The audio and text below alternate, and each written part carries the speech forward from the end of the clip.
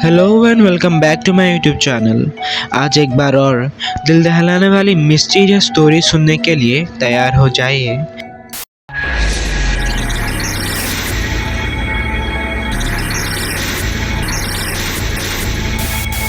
आज की ये सच्ची घटना मुंबई की ही एक फैमिली की होने वाली है। ये कहानी हमने जहाँ से कलेक्ट की है उसके अनुसार ये 2012 की घटना है। एक बहुत ही खौफनाक और डर से भरी कहानी को सुनने और महसूस करने के लिए तैयार हो जाइए।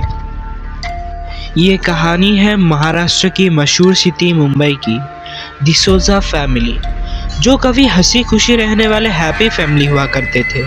पर अब उस घटना के बाद पता नहीं उनके मुंह से मुस्कुराहट ही कहीं गायब सा हो गया था। ये उनका 6th एनिवर्सरी का दिन था जब वो लोग मुंबई के ही एक रिजॉर्ट में सेलिब्रेशन के लिए गए थे। डिसोजा फैमिली दोपहर के लगभग 12 बजे रिजॉर्ट पहुंचे। वो रिजॉर्ट काफ़ी बड़ा और खूबसूरत था। उन लोगों को रिजॉर्ट को पूरा घूम लेने में काफ़ी टाइम लग गया था और तब तक रात हो चुकी थी।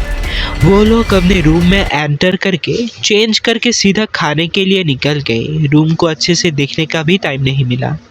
डिनर ख़त्म करने के बाद जब वो लोग रूम में पहुंचे तो मिसेस डिसोजा को रूम में इतनी अच्छी वाइब नहीं आ रही थी और कहीं से तो पता नहीं क्यों एक अजीब सा स्मेल उनके नाक में आ रहा था।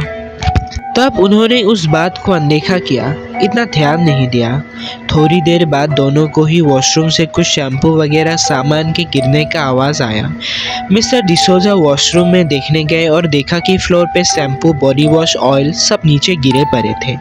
उनको लगा साइड के खिड़की से हवा आने के कारण वो सब गिर गए होंगे। वो जैसे ही सब सामान उठा के अपनी जगह पर रख के वापस आने लगे तभी पीछे पानी के टैप में से जैसे कि कोई चिल्ला रहा है वैसा साउंड आने लगा।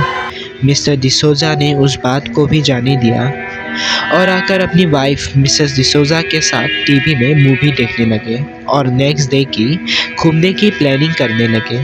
तभी मिसेस डिसोजा की नज़र ऊपर लगी पंखे में पड़ी और उसमें लटकी रस्सी को देखकर वो चिल्ला उठी। मिस्टर डिसोजा बहुत ही घबरा गए थे और पूछने लगे कि क्या हुआ बताओ, पर वो कुछ बोल ही नहीं रही थी, सिर्फ डर के मारे अपने हस्बैंड को पकड़ के रो रही थी। थोड़ी देर बाद उन्होंने जब फिर से ऊपर देखा तो वहाँ रस्सी जैसी कोई भी चीज़ पंखे से नहीं लटकी हुई थी, सिर्फ एक पुराना पंखा वहाँ पर लटका हुआ था, वो भी पूरी धूल जमी हुई, जैसे कि कभी उसको साफ ही नहीं किया गया है। कई सालों से वो ऐसे ही पड़ी हुई है। उसके बाद ये सब ज़्यादा ना सोच के दोनों सोने चले गए। अभी रात के ठीक 3:30 बज रहे थे। तभी मिस्टर और मिसेस डिसोजा को बालकनी से किसी के चलने जैसे की आवाज़ आने लगे। कोई जैसे पायल पहन के चल रही थी उधर। दोनों के डर के मारे मुंह से आवाज़ आना बंद हो गया था। मिसेस डिसोजा ने किसी तरह रिसेप्शन में फ़ोन किया और सब बता दिया, पर रिसेप्शन से भी कोई आने के लिए राजी नहीं था क्योंकि उन लोगों को इस रूम के सारे सच पता थे। पर होटल के इज्जत के खातिर होटल का मैनेजर और 2 वर्कर रूम में पहुंचे और तब भी ये सब चल ही रहा था। पायल की आवाज़ आने, लड़की के चिल्लाने की आवाज़ आना। होटल का मैनेजर ने भी ये सब कुछ अपने आंखों के सामने होते हुए पहली बार देख रहे थे। पहले सिर्फ स्टाफ के मुंह से ही सुना था। इसीलिए डिसोजा फैमिली को बाकी रूम्स अवेलेबल ना होने के कारण ये रूम ऑफर किया गया था। ये सब कुछ अपनी आंखों के सामने एक्सपीरियंस करने के बाद सभी लोग वहाँ से रूम को लॉक करके बाहर आ गए।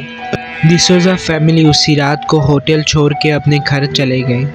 बाद में होटल वालों को पूछने के बाद पता चला कि उस रूम में 2012 में होटल के पहले ओनर की गर्लफ्रेंड ने रूम में ही पंखे से लटक के अपनी जान दी थी। उस होटल का वो रूम अभी भी बंद है। अभी भी रात को होटल के स्टाफ को वहाँ से वही सेम लड़की के पायल पहन के चलने की आवाज़ें सुनाई देते हैं। डिसोजा फैमिली अभी भी उस रात को अपने मन से निकाल नहीं पाए। आज की कहानी यही समाप्त होती है। और ऐसे ही सच्ची और दिल को दहलाने वाली कहानियाँ सुनने के लिए हमारे यूट्यूब चैनल को सब्सक्राइब करना मत भूलिए और वीडियो अच्छी लगी होगी तो लाइक कीजिए। तो मिलते हैं अगली सच्ची घटना को लेकर। Thank you.